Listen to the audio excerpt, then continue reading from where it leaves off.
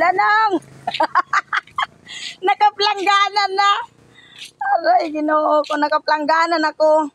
Gamay na lang naman ako ang paninda. Gamay na lang naman ako paninda kaya nakaganito na ako. Planggana. Pasamual kay ko kataro magdalan to akong plangganang arang pagkadako. Kaya tama na ning cute akong planggana. Kay ang katong akong uban mga utanon, bukas naman yon. Para na dili makuan dili mga lula po na nako ang mga customer.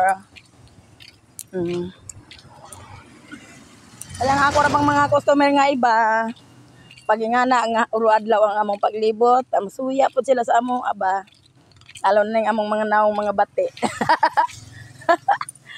Aray ko. Kaloka.